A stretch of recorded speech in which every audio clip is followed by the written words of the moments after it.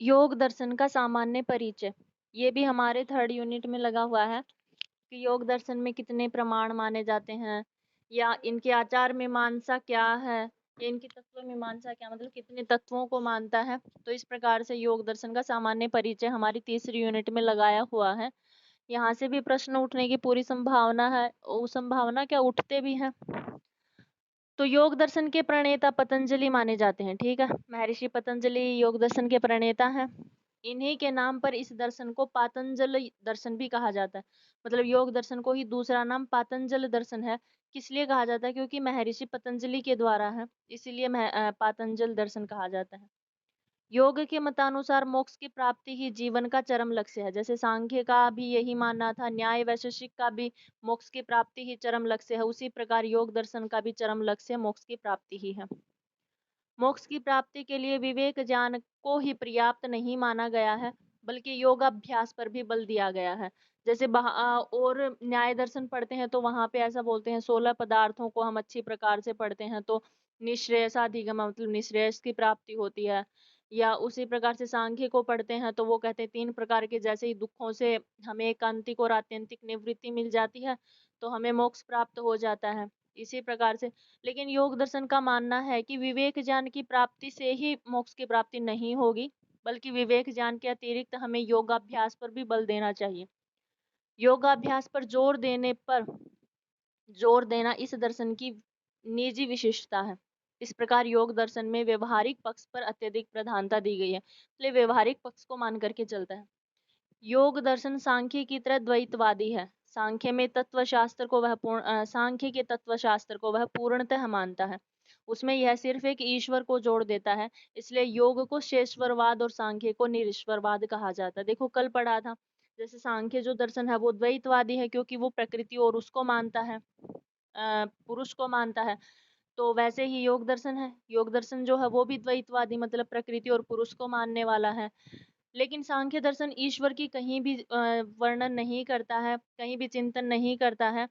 इसीलिए सांख्य दर्शन निरीश्वरवादी है और योग दर्शन शेषवरवादी है, क्योंकि योग दर्शन इसके तत्वों में ईश्वर को जोड़ देता है। जैसे सांख्य 25 तत्वों को स्वीकार करता है, वहीं योग दर्शन 26वां ईश्वर स्वीकार कर लेता है, तो 26 तत्वों को स्वीकार करता है, इसीलिए इसको निरीश्वरवाद कहा जाता है। सॉरी, शेषवरवाद कहा जाता है और सांख्य को निरीश्वरवाद कहा जाता है। योग दर्शन के ज्ञान का आधार पतंजलि द्वारा लिखित योग सूत्र को ही माना जाता है। योग सूत्र लिखा था, जिसका आधार योग दर्शन का आधार योग सूत्र है, जो पतंजलि के द्वारा लिखा गया है। योग सूत्र पर व्यास ने एक भाष्य लिखा है, योग भाष्य। वाचस्पति मिश्र ने भी योग सूत्र पर टीका लिखी है, जो तत्व वैशारदी नाम से प्रसिद्ध है। मतलब योग सूत्र पर भाष्य लिखा है व्यास ने, योग भाष्य है जिसको व्यास भाष्य भी बोलते हैं हम लोग। और वाचस्पति ने जो टीका लिखी है वो है तत्व वैशारदी टीका। 3 प्रकार के दुखों से छुटकारा पाना ही मोक्ष कहलाता है। 3 प्रकार के दुख वही जो सांख्य में वर्णित है, आदि भौतिक दुख, आध्यात्मिक दुख और आदि दैविक दुख। तो इन्हीं 3 प्रकार के दुखों से छुटकारा पाना ही मोक्ष है। और बंधन का कारण अविवेक, अर्थात जब तक हम अविवेकी रहेंगे, हम जब तक अज्ञानी रहेंगे, तब तक हम बंधन में फंसते रहेंगे और बंधन की वजह से हमें बार बार जन्म ग्रहण करना पड़ेगा। तो और जब बंधन से छूट जाते हैं तो हमें मोक्ष की प्राप्ति हो जाती है। अब योग का प्रमाण विचार क्या है? तो सांख्य की तरह योग भी 3 प्रमाणों को मानता है, प्रत्यक्ष, अनुमान और शब्द को। यही 3 प्रमाण सांख्य मानता है, यही 3 प्रत्यक्ष, अनुमान और शब्द योग मानता है। सांख्य प्रत्यक्ष की जगह दृष्ट बोल देता है और शब्द की जगह आप्त वचन बोल देता है। वैसे ही योग दर्शन शब्द को आगम के नाम से भी कहता है। प्रत्यक्ष, अनुमान और आगम, इन 3 प्रमाणों को मानने वाला, या प्रत्यक्ष, अनुमान और शब्द, इन 3 प्रमाणों को सांख्य मानता है और इन्हीं 3 प्रमाणों को सांख्य की तरह योग दर्शन भी स्वीकार करता है। योग दर्शन में है ना, सबसे ज्यादा विशिष्टता और ज्यादा साम्यता सांख्य दर्शन और योग दर्शन दोनों में पाई जाती है। इसलिए ये दोनों ग्रंथ एक ही उस कोटि में रखे जाते हैं। जैसे न्याय वैशेषिक ग्रंथ को एक कोटि में रखा जाता है क्योंकि उनमें ज्यादा विशेषताएं पाई जाती हैं, ज्यादा साम्यता पाई जाती है, इसलिए उनको एक कोटि में रख दिया गया है। ऐसे ही सांख्य दर्शन और योग दर्शन में बहुत ज्यादा समानता पाई जाती है, तो इनको एक ही कोटि में रख दिया जाता है। अब है योग का सिद्धांत। जहाँ तक कार्य कारण सिद्धांत का संबंध है, तो योग दर्शन भी सांख्य पर ही आधारित है। सांख्य की तरह योग भी सत्कार्यवाद को ही अपनाता है। जैसे सांख्य दर्शन सत्कार्यवाद को अपनाता है, वैसे ही योग दर्शन का सिद्धांत भी सत्कार्यवाद ही है। आगे है योग दर्शन में चित्त भूमियों के बारे में वर्णन है। तो योग दर्शन चित्त भूमि अर्थात मानसिक अवस्था के भिन्न भिन्न रूपों में विश्वास रखता है। व्यास ने चित्त की 5 अवस्थाओं का उल्लेख किया है। चित्त, हमारा जो चित्त है वो कभी क्षिप्त होता है, कभी मूढ़, कभी विक्षिप्त, कभी एकाग्र और कभी निरुद्ध होता है। इनकी ज्यादा डिटेल में जाएंगे तो वो योग सूत्र पढ़ेंगे तब जाएंगे, यहाँ पर केवल मात्र हमें सामान्य परिचय पढ़ना है। तो आपको चित्तवृत्तियां क्रमशः याद करनी, क्योंकि बहुत बार क्रमशः ही लगानी आती हैं ये, या फिर ऐसे आ जाती हैं कि दो चित्त भूमियां दे देते हैं, दो चित्त वृत्तियां दे देते हैं, तो उनमें से पूछ लेते हैं कौन सी चित्त भूमियां हैं और कौन सी चित्त वृत्तियां हैं। इस प्रकार से तो क्षिप्त, मूढ़, विक्षिप्त, एकाग्र और निरुद्ध, ये सारी की सारी हैं वो चित्त भूमियां हैं। आगे है योग के अष्टांग साधन। अष्टांग साधन कौन से, 8 अंगों को कौन सा मानता है? तो कह रहे योग के अष्टांग मार्ग इस प्रकार है: यम, नियम, आसन, प्राणायाम, प्रत्याहार, धारणा, ध्यान और समाधि। ये योग के 8 अंग हैं। अब यम कितने हैं, यम के बारे में बता रहे हैं। तो यम 5 होते हैं। कौन से हैं? अहिंसा, सत्य, अस्तेय, ब्रह्मचर्य, अपरिग्रह। ये योग के 5 यम, योग दर्शन में 5 यमों के बारे में वर्णन है। आगे है नियम। नियम किसे कहते हैं? वगैरह शौच, संतोष, तप, स्वाध्याय और ईश्वर प्रणिधान। यहाँ से प्रश्न बहुत बार आता है, इनमें से ही पूछा जाता है कि कौन से इनमें से योग दर्शन में दर्शाए गए नियम हैं, कौन से यम होते हैं, कौन से अष्टांग मार्ग हैं, कौन सी चित्त भूमियां हैं, कौन सी चित्त वृत्तियां हैं, ऐसे ऐसे उठा करके दिए जाते हैं। तो ये 5 नियम आपको याद रखना: सोच, संतोष, तपस, स्वाध्याय और ईश्वर प्रणिधान। आगे है प्राणायाम के प्रकार। प्राणायाम भी 3 प्रकार का होता है। एक होता पूरक, एक होता कुंभक और एक होता रेचक। ये 3 प्रकार के प्राणायाम होते हैं। विशिष्ट विस्तृतता में हम आगे योग सूत्र जहाँ पर लगा हुआ है वहां पर इसका विशेष अध्ययन करेंगे। यहाँ पर इसका सामान्य अध्ययन लगा हुआ, तीसरी यूनिट में केवल मात्र वहां पर हमें प्रमाण मीमांसा बतानी है, तत्व मीमांसा और आचार मीमांसा बतानी है। यही 3 टॉपिक विशेष रूप से लगे हुए हैं। आगे समाधि के भेद। समाधि के 2 भेद हैं। एक संप्रज्ञात समाधि है, जिसको हम सबीज या सविकल्पक समाधि बोलते हैं, और दूसरी असंप्रज्ञात समाधि है, जिसको हम निर्बीज के नाम से जानते हैं। एक बार ये प्रश्न आया था कि असंप्रज्ञात समाधि समाधि को किस दूसरे नाम से जाना जाता है? तो असंप्रज्ञात समाधि को निर्बीज के नाम से, निर्विकल्पक के नाम से जाना जाता है। ठीक है। निरुद्ध समाधि जो होती है, चित्तवृत्तियों में जो निरुद्ध आया था, वो निरुद्ध जब हमारा चित्त हो जाता है तो उसी को असंप्रज्ञात समाधि कहते हैं।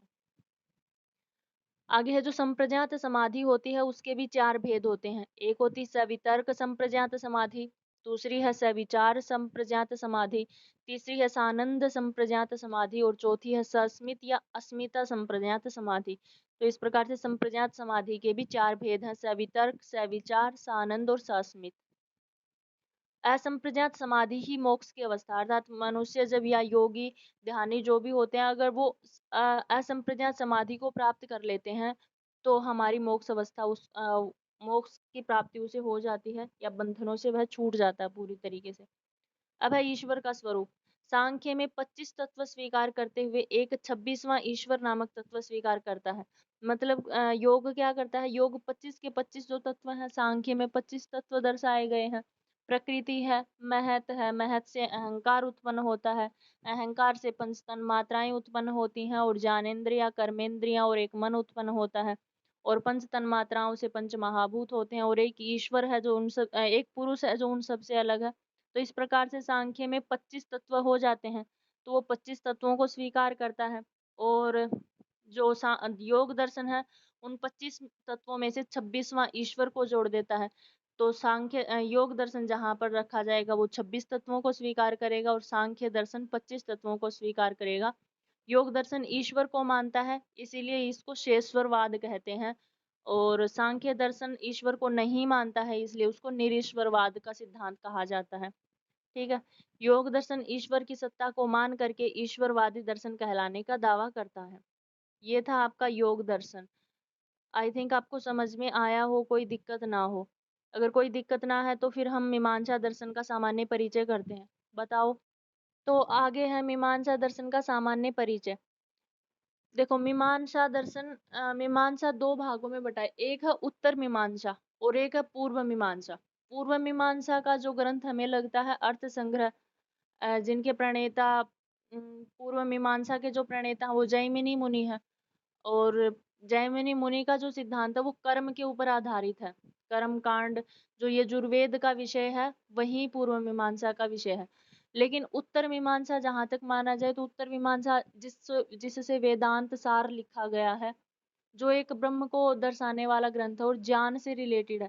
जैसे पूर्व मीमांसा कर्म से है, उसी प्रकार उत्तर मीमांसा वो ज्ञान से रिलेटेड है। ठीक है, वो ब्रह्म का विषय बताता है, जिसमें अद्वैत ब्रह्म के बारे में वर्णन है कि उस ब्रह्म के अलावा दूसरा कोई और नहीं है। अर्थात जो मनुष्य है, जो जीव है, वो भी ब्रह्म ही है। इस प्रकार से अहम ब्रह्मस्मि इत्यादि अनुभव वाक्य हैं, वो उत्तर मीमांसा के अंतर्गत ही आते हैं। तो मीमांसा दर्शन को आस्तिक दर्शन कहा जाता है। मीमांसा सिर्फ वेद की प्रामाणिकता को ही नहीं मानती, बल्कि वेद पर पूर्णतः आधारित है। वेद के दो अंग हैं, एक है ज्ञान कांड और दूसरा है कर्म कांड। वेद के ज्ञान कांड वेद के ज्ञान कांड की मीमांसा वेदांत दर्शन में हुई है, जबकि वेद के कर्म कांड की मीमांसा मीमांसा दर्शन में हुई है। मैंने अभी बताया, जिससे हमारा अर्थ संग्रह निकला हुआ प्रकरण ग्रंथ, या जिससे वेदांत दर्शन निकला हुआ है, वेदांत दर्शन से वेदांत सार प्रकरण ग्रंथ के रूप में निकला है। तो जो वेदांत दर्शन है वो हमें ज्ञान कांड को सिखाता है, और जो मीमांसा है जैमिनी के द्वारा लिखी गई है वो हमें कर्म के बारे में वर्णन करती है। इसमें यजादि कर्मों का महत्व है, इसीलिए मीमांसा कर्म का दर्शन हो जाता है। जैमिनी को मीमांसा दर्शन का प्रणेता कहा जाता है। इस सूत्र पर सबर ने एक भाष्य लिखा है जो साबर भाष्य के नाम से, मतलब मीमांसा के ऊपर सबर ने जो भाष्य लिखा है वो साबर भाष्य के नाम से मिलता है। कई बार पूछा जाता है कि साबर भाष्य कौन सी मीमांसा पर मिलता है, कौन से दर्शन पर मिलता है, तो आप बताओगे मीमांसा दर्शन पर। बाद में मीमांसा के दो संप्रदाय हो जाते हैं, जिनमें एक का प्रणेता कुमारिल भट्ट है और दूसरे का प्रणेता प्रभाकर मिश्र है। मीमांसा दर्शन को तीन भागों में विभक्त किया जा सकता है। एक तो मीमांसा देखे तो प्रमाण की दृष्टि से, दूसरा तत्व विचार की दृष्टि से, और तीसरा धर्म यानी आचार की विचार की दृष्टि से। तो प्रमाण के विषय में चर्चा करें तो मीमांसा दर्शन में प्रायः 6 प्रमाण माने जाते हैं।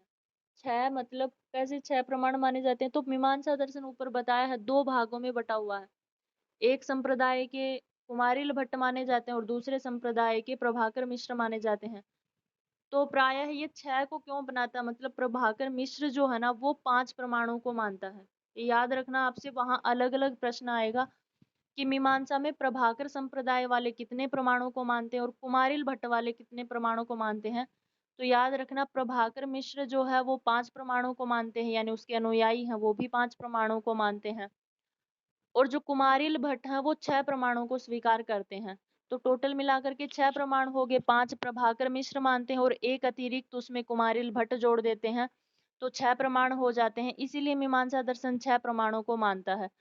अगर आपसे सीधा अलग से पूछा जाए कि प्रभाकर कितने को मानता है, तो प्रभाकर और प्रभाकर के अनुयायी 5 प्रमाणों को मानते हैं।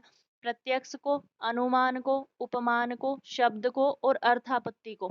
इन 5 प्रमाणों को प्रभाकर मिश्र के अनुयायी मानते हैं या प्रभाकर मिश्र का संप्रदाय मानता है।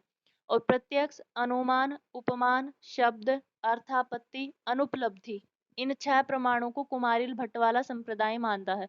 तो इस प्रकार टोटल मिलाकर के मीमांसा दर्शन में 6 प्रमाण हो जाते हैं। ठीक है, ये आपको याद रखना है। प्रत्यक्ष के अतिरिक्त अन्य सभी प्रमाणों को परोक्ष कहा जाता है। परोक्ष का मतलब जो अप्रत्यक्ष है, अर्थात केवल मात्र प्रत्यक्ष को छोड़ करके बाकी जो प्रमाण है वो परोक्ष के रूप में लिए गए हैं। इस प्रकार प्रत्यक्ष और परोक्ष ज्ञान दो प्रकारों को मीमांसा मानती है। प्रभाकर मिश्र का जो संप्रदाय है वो त्रिपुटी प्रत्यक्ष का समर्थक है। जैसे ये प्रत्यक्ष और परोक्ष दो को मानती है, तो प्रभाकर मिश्र का जो संप्रदाय है वो त्रिपुटी के नाम से समर्थक है, अर्थात त्रिपुटी का समर्थक है। आगे है शब्द प्रमाण के भेद। मीमांसा दर्शन में शब्द के भी दो भेद माने गए हैं। शब्द एक तो अपौरुषेय शब्द होते हैं और एक पौरुषेय होते हैं। जैसे मीमांसा हम कई बार पढ़ते हैं, अपौरुषम वाक्यम वेद है। अपौरुषेय जो वाक्य होते हैं उनको वेद कहते हैं। तो ये प्रमाण कहाँ का है, कई बार आपने प्रश्न देखा होगा, नेट में ऐसा आता है। तो अपौरुषेय मीमांसा मानता है कि जो वेद हैं वो अपौरुषेय वाक्य हैं, वो किसी पुरुष के द्वारा नहीं लिखे गए हैं, स्वतः ईश्वर के द्वारा लिखे गए हैं, तो इसलिए वो अपौरुषेय वाक्य हैं। और दूसरे जो हम लिखते हैं, जो लौकिक वाक्य हैं या बाद के जो भी ग्रंथ हैं जो पुरुष लिखता है जिनको, वो पौरुषेय वाक्य होते हैं। तो शब्द भी दो प्रकार का मानते हैं, एक पौरुषेय शब्द होते हैं जो पुरुष के द्वारा लिखे होते हैं जिनमें पौरुषता का अभाव होता है, और एक अपौरुषेय वाक्य होते हैं जो ईश्वर के द्वारा लिखे होते हैं जहाँ पर पुरुषों का अभाव पाया जाता है।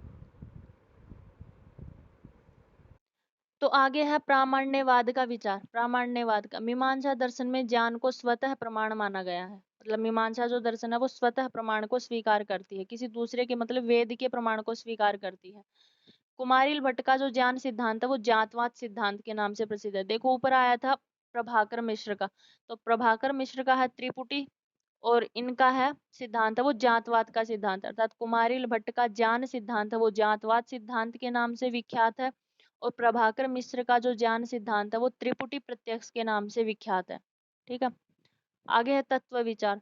प्रभाकर के द्वारा सप्त पदार्थों का उल्लेख किया गया है। सात पदार्थ मानते हैं, द्रव्य, गुण, कर्म, सामान्य, परतंत्रता, शक्ति और सादृश्य। इन सात प्रमाणों को मानते हैं। वैशेषिक में समवाय जिसे कहा जाता है वो मीमांसा में प्रतंत्रता के नाम से कहा जाता है तो वही सामान्य समवाय, लेकिन हम वैशेषिक और न्याय दर्शन में इसे समवाय कह देते हैं, लेकिन मीमांसा दर्शन इसे समवाय न कह करके प्रतंत्रता कह देता है, प्रतंत्रता तत्व। ठीक है, तो इस प्रकार से ये भी सात पदार्थों को मानता है। आगे है कुमारिल भट्ट ने दो प्रकार के पदार्थों को माना है, एक भाव पदार्थ होते हैं और एक अभाव पदार्थ होते हैं। द्रव्य, गुण, कर्म, सामान्य ये भाव पदार्थ हैं, और प्राग भाव, प्रध्वंसा भाव, अत्यंता भाव, अन्योन्य भाव ये चार अभाव पदार्थ होते हैं। ठीक है, यहाँ जैसे हमने कल पढ़ा था तो द्रव्य, गुण, कर्म, सामान्य, समवाय इस प्रकार से छह थे वो भाव पदार्थ थे, और चार प्रकार के अभाव थे वहां पर, प्राग भाव, प्रध्वंसा भाव, अत्यंता भाव, अन्योन्य भाव। जैसे पहले अभाव के दो भेद किए थे हमने कल पढ़े थे, तब एक संसर्गा भाव में किया था और एक अत्यंता भाव में किया था। तो उसी प्रकार से अभाव के चार भेद थे, तो ये चारों को अलग अलग करके बताता है कि ये चारों अभाव पदार्थ हैं। अब इनका आत्मा पर विचार कैसे, तो आत्मा को मीमांसा दर्शन में एक द्रव्य माना गया है जो चैतन्य गुण का आधार है। चेतना आत्मा का स्वभाव नहीं है अपितु गुण है। आत्मा स्वभावतः अचेतन है। आत्मा को मीमांसा अमर मानती है, उसे आत्म ज्योति के नाम से कहा जाता है। ठीक है, स्वभावतः अचेतन है अर्थात चेतनता उसका गुण है, इसलिए आत्मा को ये अमर मानती है और अमर ज्योति कहा जाता है आत्मा को। ईश्वर का स्थान, मीमांसा दर्शन में ईश्वर का स्थान अत्यंत गौण दिया गया है। मीमांसा देवताओं को बलि प्रदान करने की कल्पना करती है। मीमांसा में अनेक देवताओं को माना गया है, अतः मीमांसा को अनेक ईश्वरवादी कहा गया है, क्योंकि ये कर्म की प्रधानता को मानने कर्म की प्रधानता करती है। तो कर्म को मानती है, मतलब यजुर्वेद को मानती है, तो यज्ञीय कर्म कांड को मानती है। यज्ञीय कर्म कांड में अग्नि देवता, इंद्र देवता, प्रजापति देवता, वैश्वानर देवता अनेक देवता हैं, तो ये अनेक देवताओं को बलि प्रदान करने का दावा करती है, इसलिए इसको एक ईश्वरवादी नहीं अनेक ईश्वरवादी मत कहा जाता है। बाद में मीमांसा के अनुयायियों ने ईश्वर को स्थान दिया है, इसलिए मीमांसा वेद पर आधारित है। तो ये पूर्णतः है इसमें वेद में ईश्वर का पूर्णतः संकेत है, इसीलिए जो मीमांसा है वो ईश्वरवादी सिद्धांत कहा जाता है। आगे कर्म फल का सिद्धांत। जैमिनी व सबर के अनुसार स्वर्ग ही जीवन का चरम लक्ष्य माना जाता है। स्वर्ग को सुख से शून्य शुद्ध सुख का स्थान कहा जाता है। स्वर्ग की प्राप्ति कर्म के द्वारा संभव है। जो स्वर्ग चाहते हैं उन्हें कर्म करना चाहिए। तो वेद में अनेक कर्मों की चर्चा हुई है। मतलब स्वर्ग जो कर्मफल सिद्धांत है ये स्वर्ग को पाने को चरम लक्ष्य मानती है, और स्वर्ग को जिस मनुष्य की चाहना होती है उसको कर्म करने की इच्छा होती, कर्म करना पड़ता है। तो उसी प्रकार से इस मीमांसा में अनेक कर्मों की चर्चा हुई है, जिनमें नित्य कर्म होते हैं। नित्य अर्थात जो हम रोज की हर रोज प्रतिदिन संध्या वंदन आदि करते हैं उनको नित्य कर्म कहते हैं। एक नैमित्तिक कर्म, नैमित्तिक कर्म उसे कहते हैं जो किसी निमित्त से किया जाए, मतलब जो किसी कारण से, जैसे जातेष्टि आदि। जातेष्टि मतलब किसी का जन्म हो गया उस समय जो कर्म किया जाता है। अब ये हवन हम हर रोज तो कर नहीं सकते हैं, जातेष्टि यज्ञ ये किसी कारणवश ही किया जाता है। कुछ काम्य कर्म होते, काम्य अर्थात किसी कामना से किए जाते हैं, जैसे स्वर्ग आदि की कामना के हेतु जो कर्म किए जाते हैं वो काम्य कर्म होते हैं। और कुछ निषिद्ध कर्म अर्थात जिनका, जी, इसके बाद में काम्य कर्म। काम्य कर्म अर्थात जो किसी स्वर्ग की कामना से किए जाते हैं वो काम्य कर्म होते हैं, और एक है निषिद्ध कर्म, अर्थात जो निषेध से किए जाते हैं, जिनका हमें निषेध मिलता है, वो हम ब्राह्मण हनन आदि, मतलब किसी ब्राह्मण का हनन कर देना, तो ये निषेध कर्म है, इनको नहीं करना चाहिए, तो ऐसे कर्म मिलते हैं। एक है प्रायश्चित कर्म, जो चांद्रायण व्रत आदि, मतलब जो हमसे कोई पाप हो जाता है तो उसके लिए हम चांद्रायण आदि व्रत का पालन करते हैं, वो प्रायश्चित कर्म होते हैं। तो इस प्रकार से अनेक कर्मों की इसमें चर्चा हुई है। आगे है मोक्ष विचार। प्राचीन मीमांसकों ने स्वर्ग को जीवन का चरम लक्ष्य माना है, मतलब जो प्राचीन मीमांसक हैं वो जीवन को ही चरम का लक्ष्य मानते हैं, चरम लक्ष्य मानते हैं, परंतु मीमांसा दर्शन के विकास के साथ साथ बाद की मीमांसकों ने मोक्ष के महत्व पर प्रकाश डाला। पहले इनका मानना बस स्वर्ग को ही मानना था, लेकिन उसके बाद में कुछ मीमांसकों ने मोक्ष के ऊपर ध्यान दिया। मोक्ष के लिए अनेक साधनों पर विचार किया गया है। ऐसे मत में कुमारिल भट्ट व प्रभाकर मिश्र शामिल हैं। दुख के अभाव की अवस्था ही मोक्ष है, और मीमांसा के मत अनुसार मोक्ष की प्राप्ति ज्ञान और कर्म से संभव होती है। ठीक है, इनका मानना है। आगे देखो, प्रत्येक दर्शन का प्रामाण्यवाद, मतलब किसके प्रमाण को स्वीकार करते हैं, या तो खुद कोई दर्शन होता है वो खुद के प्रमाण को स्वीकार करता है, कुछ दर्शन ऐसे हैं जो दूसरों से प्रमाण स्वीकार करते हैं। जैसे मीमांसा हमने पढ़ा, ये खुद के प्रमाण को, मतलब वेद के प्रमाण को मानता है, तो स्वतः प्रमाण, ये किसी दूसरे के प्रमाण को नहीं मानता है। तो इस प्रकार से प्रत्येक वेद जो है वो अन्य अन्य प्रमाणों को मानता है, उनका अन्य अन्य प्रमाण्यवाद है। तो प्रमाण्यवाद और अप्रमाण्यवाद दोनों ही स्वतः है, कौन मानता है, दोनों ही स्वतः है, कि मतलब खुद के मानते हैं, सांख्य दर्शन और योग दर्शन। आपको ये याद रखना है, प्रश्न आ जाएगा। आगे है प्रामाण्यवाद स्वतः है, लेकिन अप्रामाण्यवाद परतः है, ऐसा मीमांसा और वेदांत का मानना है। अभी अभी हमने पढ़ा था कि ये स्वतः प्रमाण को मानती है और अप्रमाण परतः दूसरों का स्वीकार करती है। और एक है अप्रामाण्यवाद खुद का अर्थात स्वतः का, और प्रामाण्यवाद परतः दूसरों का बौद्ध स्वीकार करता है, बौद्ध सर्वदर्शन संग्रह स्वीकार करते हैं। और प्रामाण्यवाद व अप्रामाण्यवाद दोनों ही किंचित, मतलब कुछ कुछ स्वतः है, कुछ कुछ खुद के, और किंचित परतः है, कुछ कुछ दूसरों के, ये बौद्ध और न्याय दोनों स्वीकार करते हैं। उत्पत्ति में दोनों स्वतः और जप्ति में दोनों परतः, ऐसा जैन का मानना है। और प्रमाण्यवाद व अप्रमाण्यवाद दोनों ही दूसरों की कौन मानती है, दोनों ही परतः स्वीकार कौन करता है, तो न्याय और वैशेषिक जो ग्रंथ है वो न तो अपना खुद का कोई प्रमाण मानते हैं और न ही अप्रमाण मानते हैं, अर्थात प्रामाण्यवाद और अप्रामाण्यवाद दोनों ही परतः मानते हैं, ये न्याय और वैशेषिक है। तो आपको इतना इतना याद रखना है कि प्रमाण स्वतः कौन मानता है, दोनों ही प्रमाण और अप्रमाण, ये सांख्य और योग है। और दोनों ही परतः कौन मानता है, तो न्याय और वैशेषिक है।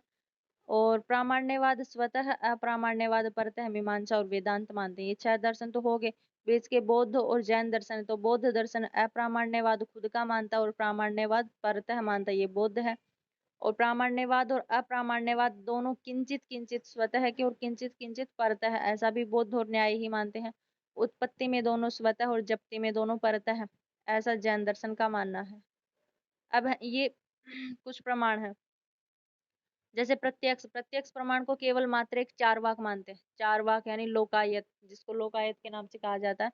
तो प्रत्यक्ष वो केवल मात्र एक ही प्रमाण को स्वीकार करता है, चार वाक है। आगे है दो प्रमाण, प्रत्यक्ष प्रमाण और अनुमान प्रमाण। इन दो प्रमाणों को बौद्ध, जैन और वैशेषिक, जो कणाद के द्वारा लिखा गया है, तो बौद्ध और जैन और वैशेषिक, ये बौद्ध को सुंगत भी कहा जाता है, जैन को आर्हत कहा जाता है। तो इस प्रकार से दो प्रमाणों को मानते हैं, बौद्ध दर्शन भी दो प्रमाणों को मानता है, जैन दर्शन भी दो प्रमाणों को मानता है। आगे है प्रत्यक्ष, अनुमान और शब्द, ये सांख्य और योग मानते हैं। जब तीन प्रमाणों को सांख्य स्वीकार करता है और तीन को ही योग स्वीकार करता है। आगे है प्रत्यक्ष, अनुमान, उपमान और शब्द, मतलब चार प्रमाणों को न्याय दर्शन स्वीकार करता है। प्रत्यक्ष, अनुमान, शब्द, उपमान और अर्थापत्ति, ये पांच प्रमाण प्रभाकर मीमांसा वाले मानते हैं।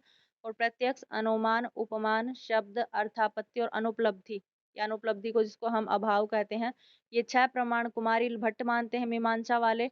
और वेदांत दर्शन भी 6 ही प्रमाणों को स्वीकार करता है। और 6 प्रमाण ये, और जिसमें संभव, ऐतह्य और दो और जोड़ देते हैं, मतलब ये 8 प्रमाण हम पौराणिक, मतलब हम नहीं, मतलब पौराणिक जो लोग हैं वो स्वीकार करते हैं। तो इस प्रकार से ये प्रमाणों की है, आप देख लेना इस चार्ट को, इनमें से प्रश्न जरूर आएगा।